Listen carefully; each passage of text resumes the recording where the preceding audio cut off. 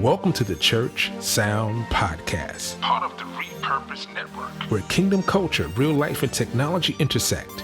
I'm your host, Prentiss Thompson, and what we do, we talk to real people, pastors, leaders, engineers, tech people, manufacturers, worship leaders, all about church, technology, and provide solutions for a successful Sunday morning service.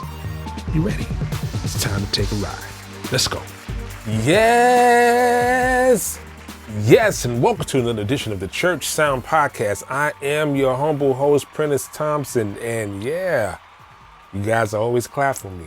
I can always count on you to clap for me, even if I did it myself. I make myself feel better about me. How about that? Hey, listen, welcome aboard another episode of the Church Sound Podcast as we continue our trip through the top 5 mistakes churches make with audio and how to fix them. This is part number 4. Before we get started, this is what I'd like you to do is to like, subscribe, review, share.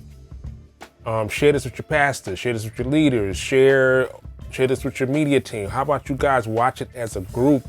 Did I tell you there's over 300 episodes of the Church Sound Podcast? I guarantee there's something there that will help empower your ministry, to help you have what we call an amazing Sunday morning service. And I want to make sure that you guys head over to repurposenetwork.com for a collection of podcasts that are amazing and will bless your life immensely. Number 4 is can be a touchy subject for some churches. I don't know why, but it is. So before we do that, let's recap where we started. If you have missed, this is number 4 of this series, go back and listen to 1, 2, and 3. The first one was mistake 1 was poor microphone placement. Number 2 was ignoring room acoustics. Number 3 was overloading the mix. And today we are going to talk about training. I said it. Training. Yeah.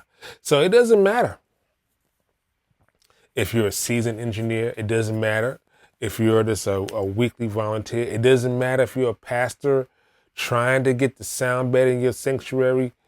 This episode will definitely help guide you and your church to a successful Sunday morning service. It's funny when you bring up the word training to a lot of churches. They will normally pick the person that kind of knows the most to teach the team. But who's teaching the teacher? And I heard this quote, it's not a quote, I heard this statement from an entertainer. And he was talking about even Michael Jordan needed a coach. One of the greatest players, probably number 1 and number 2 of all time, needed a coach. Oftentimes, churches will not look outside for training. They will pick the person who has the most knowledge, or, this is the other caveat, or who's been at the church longer, who understands the church dynamics. Does not make this person the best person to be your trainer, right? It's the lack of training. Most importantly, it's the lack of volunteer training. Volunteers often mean well, but this is the thing. They lack the knowledge to handle the technical challenges. A lot of times, what I'll run into, pastors, leaders, they expect professional results from a novice team. Can it be done? Yes, with the right leader, but 9 times out of 10, your expectation is 15, but your staff knows about a 2. So how do you mitigate that? How do you close the gap? The first thing you got to do is try to investigate your media team. What does that mean? That means you got to sit down with people and you got to talk to them. And you have to be open to what they have to say to you. I'm going to say that again. You have to be open to what they're going to say to you. You got to have tough skin for this, because they're going to tell you things that's lacking in this department. And if you want your department to grow, you have to hear these things and address them. So how do you fix your lack of volunteer training? Bring in the professional after you've done that. The best way you can help your volunteers is by making it easier. Number 1, create training manuals. What I normally do is create picture training manuals. What do I mean? This is the training manual for turning on the mixer. Here's the picture book. Here's the switch on the back of this. Hit this. Step 2. Here's the picture of the screen to turn the amplifiers on. Hit that. And you show them visually, because if you try to explain it to someone technically, on the back, hit the power button, then on the screen, at the 4th screen down, on the 3rd folder, there is a button that says this. No. You make it easier so they can visualize, they can see it. You create a picture book training manual. Develop guides, a picture book guide. Develop videos. Develop cheat sheets just for common tasks. Small little cheat sheets. How to get to the waves plugins. What not to touch. You can touch this. Don't touch that. All of these things help ease the pressure of Sunday morning. Because Sunday morning is the Super Bowl. I want you to look at it that way. Sunday morning is the Super Bowl. It's not playoffs. It's not regular season. No, you have the Super Bowl 52 days a year. And that's not counting your services on special occasions. But I guarantee on Sunday, it's the most important day, because that's the gathering day. That's when people show up. And what you want to mitigate is people turning around when something goes wrong. The best thing you can do for your volunteer team is to prepare them so that they maintain invisibility. They maintain being invisible. That's the goal. The goal is to not be seen. That the audio is part of the fabric of the event. You don't want things standing out. You don't want things cutting off. You don't want weird sounds coming in. You want to make sure that it's consistent. How do you maintain consistency? You have to have solid training. Have to. You have to create tools to help your novice volunteers. And I say novice because there's a difference. You could be a professional who is volunteering, or you could be a novice who is volunteering that will turn into a professional, or never turn into a professional. But you want that person to be functional so that Sunday does not deviate. Sunday, there's no deviation between who's mixing and who's on and who's off. I often say this. My job at my church is to duplicate myself. I teach everyone everything I know. I teach them how to prepare. I teach them how to think, how to be critical. I place them in stressful situations to see how they respond. All of that comes with preparation. Number 2, you have to schedule workshops.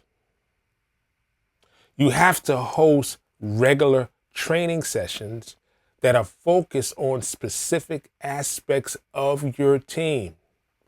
Whatever that weak area is, you need to schedule regular training sessions. This could be internal. It doesn't have to have someone coming in. But it's great if you do. What I would suggest to churches, especially small churches, get together with the small churches in your area and create a workshop that will feed all of these churches so they all get the knowledge. You bring in a professional. You bring in a professional and you bring about 8 to 10 churches together that need help.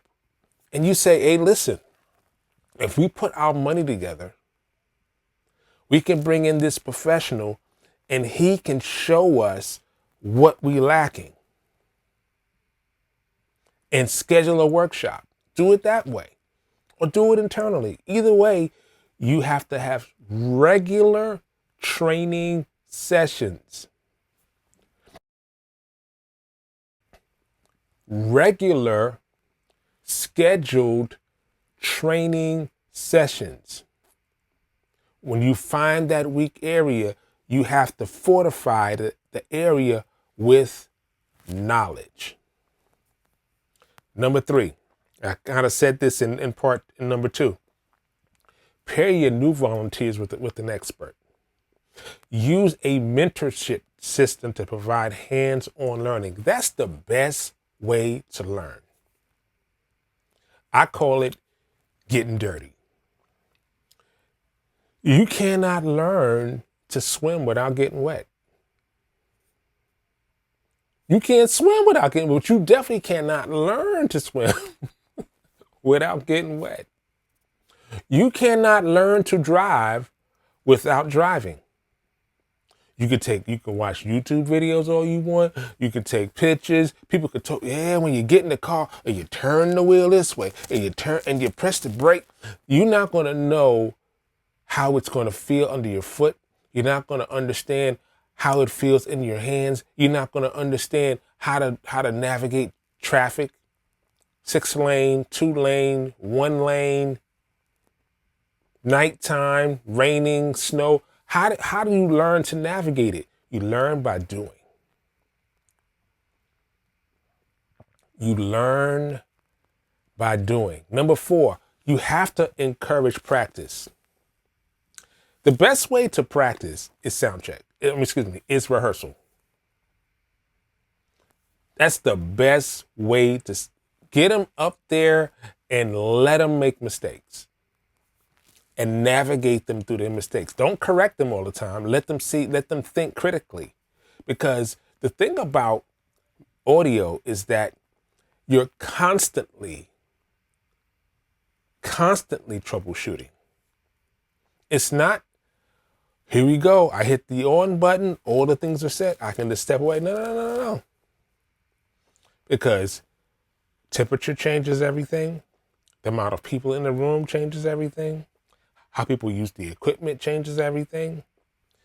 Who are the musicians? You could have a really heavy-handed drummer and a really wrist-ready, light wrist drummer.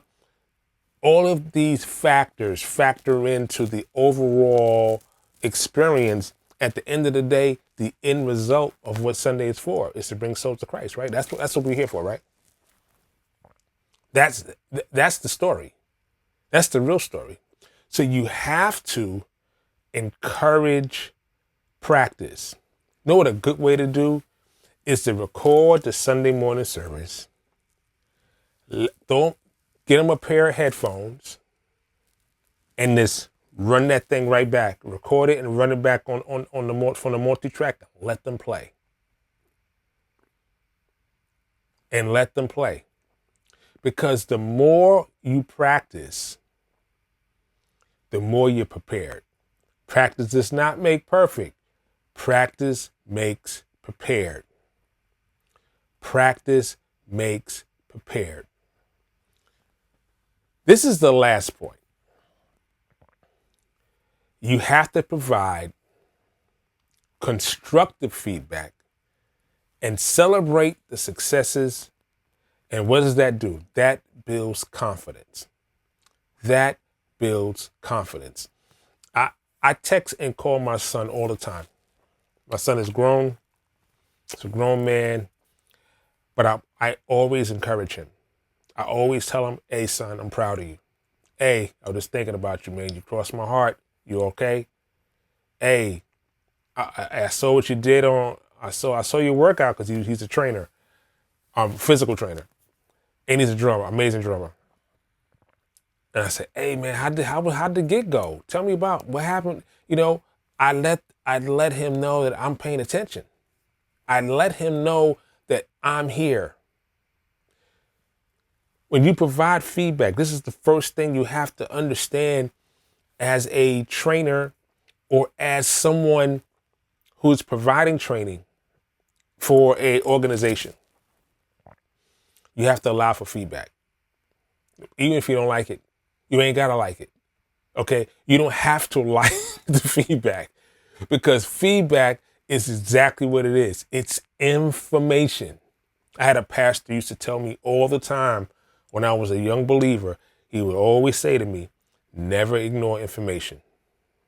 Never ignore information. Because the information is where the knowledge is, right? Information is where the knowledge is. You want a solid volunteer team. Because as a small church, or even at the mid-size or large church, you have more volunteers than you'll have staff. You have more volunteers than you'll have staff. How do you help them? You provide them with the tools.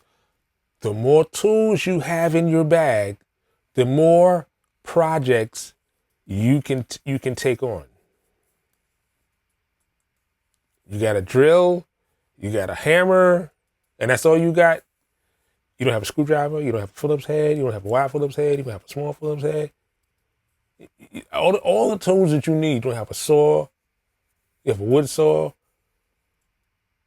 you have a metal saw, you have a pick. You have all these tools that you need. If you can have all the tools, the great equipment, but you don't know how to use it.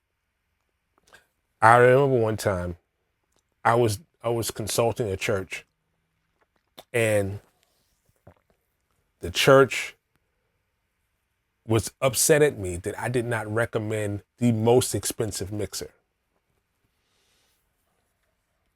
And they asked me why. I said, well, first thing, I would take my money and put it into training and get a good mixer. It doesn't have to be the top of the line. It could be $3,000 instead of the one that costs $7,000 to $10,000. I would get the $3,000 mixer that will get the job done and take the balance of what I have left and hire an engineer for 4 months to teach my team. What's going to happen is you're going to save money. You're going to save money. And then 2, you're going to build a team. I would take the extra funds and I would throw events and bring in workshops for my team. I would send them on a trip to a conference. These are the things I would do with the extra money I saved by not buying the $10,000 mixer. Because you can buy the $10,000 mixer, but if the driver does not have a license, all you got is a pretty car. That's all you got. All you have is a pretty car. And what I want for you is to be effective. Sunday morning should be effective. We're here for one thing. I don't care how many buttons you push. I don't care how many faders you move. I don't care how many groups you have up there. I don't care how many singers. I don't care how many ushers. I don't care how many people are in the parking lot. We are here for one thing: to bring souls to the kingdom of God. It boils down to that one thing. So being in this multimedia field is the first thing you want to do is not be a distraction. How do you not be a distraction? Be trained. Have a trained team ready to go. So let's recap. Number one, you want to create training manuals. Number two, you want to schedule workshops. Number three, you want to pair your new volunteers with experts. Number four, you want to encourage practice. And last but not least, you want to provide feedback. You want to provide an avenue for constructive feedback. And you want to celebrate successes because that builds confidence. That builds confidence. It goes further than you think. I've been at churches where the pastor wouldn't even speak to me. I've been at churches where the pastor only spoke to me when he needed to talk to me about audio. He never asked me how I was doing. He never asked me about my wife. Nothing. But if he needed something for audio, or if I show up to a church, this is the thing that just pisses me off to no end. I could show up to a church I mixed at, right? I'm not going to say the church. It's a particular church. I show up just to visit. They immediately ask me to mix.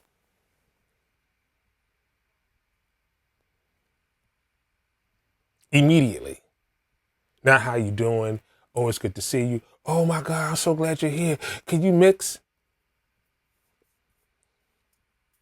No, I cannot mix. I cannot mix.